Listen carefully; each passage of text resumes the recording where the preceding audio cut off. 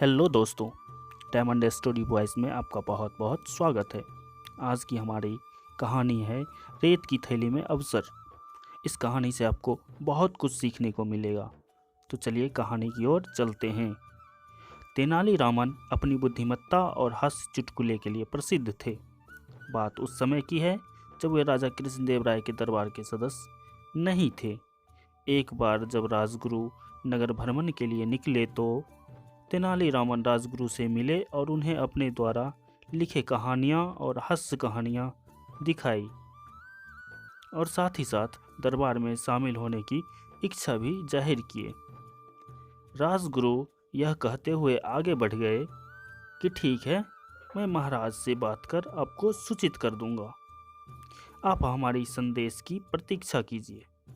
आपको जल्द ही महाराज की ओर से बुलावा भेज दिया जाएगा। कई हफ्ते बीतने के बाद भी राजगुरु का कोई संदेश जब नहीं आया तो तेनालीरामन ने खुद राजगुरु से मिलने का फैसला किया और राज दरबार में मिलने पहुंच गए। तब राजगुरु ने उन्हें देखा तो वह आश्चर्यचकित हो गए और मन ही मन में बोलने लगे कि तेनालीरामन ने मेरी बातों को इतना गंभीरता से ले लिया और मिलने भी आ पहुंचा। उस समय फिर राजगुरु ने तेनालीरामन को टाल मटोल बातें कहकर वापस भेज दिया, लेकिन तेनालीरामन हार मानने वाले नहीं थे। वह बस राजा के समक्ष अपनी योग्यता साबित करने का एक मौके का इंतजार कर रहे थे। अगले ही दिन तेनालीरामन दरबार में पहुंच गए, जहां एक प्रसिद्ध जादूगर राजा और उनके दरबारियों का मनोरंजन कर रहा था।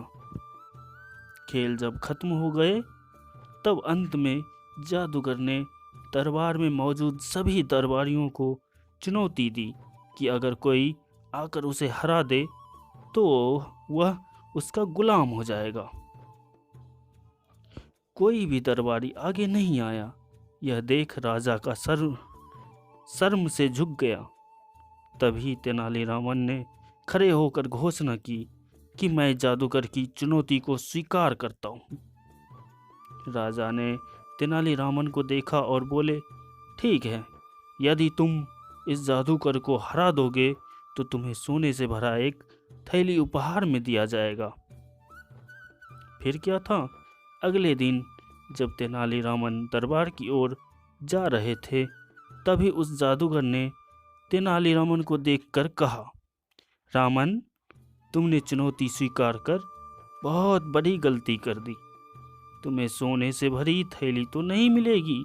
हाँ, मैं तुम्हें यह रेत से भरी थैली देता हूँ। जब जब इसे देखोगे तुम मेरी याद जरूर आएगी। और हंसकर चल दिया। दरबार में पहुंचकर तेनालीरामन ने उस जादूगर को चुनौती दी और बोले, जो काम मैं अपनी आंखें बंद करके कर सकता हूँ, क्या वही काम तुम खुली आंखों से कर सकते हो? जादूगर ने कुछ सोचा न समझा, सीधे सहमत हो गया। तेनालीरामन ने वही रेत वाली थैली निकाली और अपनी आंखें बंद की और एक मुट्ठी रेत निकालकर अपनी आंखों पर रेख दी। जादूगर ने तुरंत हार मान ली, क्योंकि वह जानता था कि वह अपनी आंखों के अंदर रेत नहीं डाल सकता है। राजा तेनालीरामन से बहुत खुश हुए और उन्हें एक सोने की थैली दी और उनकी बुद्धिमत्ता से प्रसन्न होकर अपने दरबार में मंत्री के रूप में नियुक्त कर लिए। तो दोस्तों, देखा आपने, बुद्धिमानी समय पर क्या काम करती है। तो इस कहानी से हमें शिक्षा मिली, जिस प्रकार तेनालीरामन ने उस अवसर का उपयोग किया जिसे उस जादूगर ने मात्र मजाक में रेत के रूप में दिया था। इसलिए हर चुनौती में एक बड़ा अवसर छिपा होता है।